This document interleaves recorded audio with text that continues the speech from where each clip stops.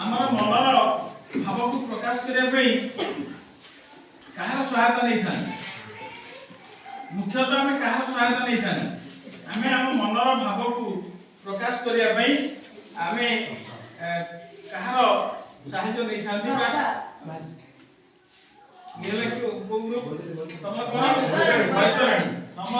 बैतरणी जे आम भाषा आवश्यकता करथांती आउ कोन आवश्यकता हिते जने मुक लोक से केमती भाषा कहि परिबो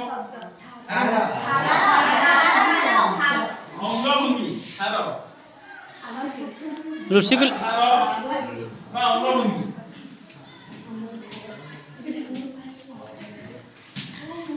तापरे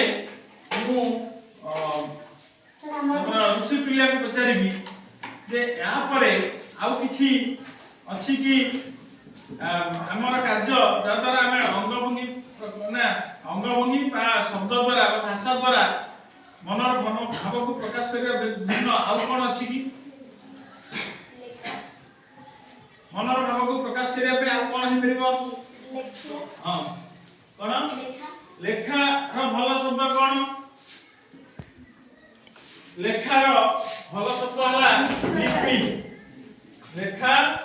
लेखिगिरी लेखि करी बा लिपिर व्यवहार करी लिपिर व्यवहार करी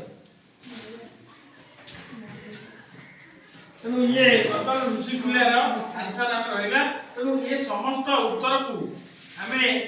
नेला परे ये जो भाषा आम कहीं शिखा दरकार बा आम जानिले मनर भाव को प्रकाश करने आम भाषार आवश्यकता अच्छी ताहा लेखा द्वारा भी आम मनर भाव प्रकाश हो पार हार द्वारा हो पार आ भाषार द्वारा हो सहज माध्यम कौटा माने ब्राह्मणी उत्तर कौन सहज सहज माने माध्यम होला भाषा द्वारा आम मनोभाव को प्रकाश कर परिबा सहज उपाय बस सहज उपाय होला भाषा द्वारा आम निजर मनोभाव को प्रकाश कर परिबा ए भाषा आम जीवन रे दैनंदिन जीवन रे कोन कार्य लागिबो ब्राह्मणी भाषा आम दैनंदिन जीवन रे कोन कार्य लागिबो भाषा आम दैनंदिन जीवन रे कोन कार्य लागिबो ठीक अछि बैतरणी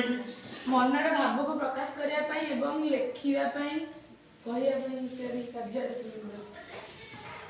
ता समाज रे कोन उपकार कर परिबो मनर भाव को प्रकाश करिया नै मनर भाव को तो प्रकाश कर परिबो आउ ता परे भाषा तो मनुष्य ज्ञानर बुद्धि होते ज्ञानर बुद्धि तापरे आउ कोन हे परिबो बस महानदी आउ कोन हे परिबो आउ कोन हे परिबो आउ कोन हे परिबो आउ कोन पे दरकार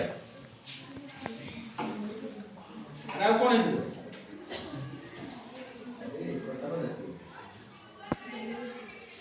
कोन हे परिबो एकता बा हमर जातीयता को परिप्रकाश करिया पई हमर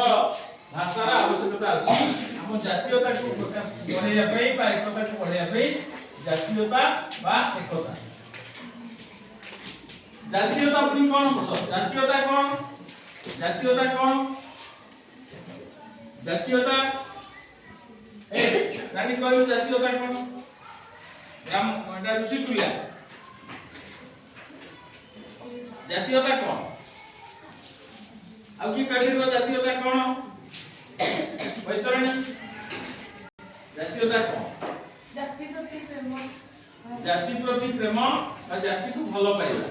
ये हला जातीयता ना हमें आज पढ़िबा को जाउतला विषय अछि हला कोन एकता ओ जातीयता भाषा और जातीयता ताले हमें आज पढ़िया को जाउतला विषय ना हला भाषा और ओ जातीयता हला कि भाषा और जातीयता এই বিষয়টি আমরা পড়িবা বস যে ভাষা ও জাতীয়তা নিহাতি আম জীবনরে আমি জাতীয়তার ভাবকু উদ্রেক করিয়া পাই ভাষার আবশ্যকতা অতি গুরুত্বপূর্ণ সেটি बिना भाषा रे आमे हम एकत्व बा जातीयता को परिप्रकाश करबा सहज हबो नाही। एबे आमे पढिबा को जाउता भाषा और जातीयतार रचयिता किए ना तमे जानिछ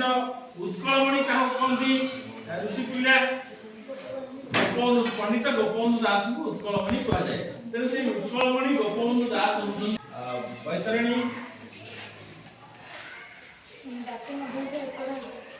जाति जाति मध्य एकता भाषार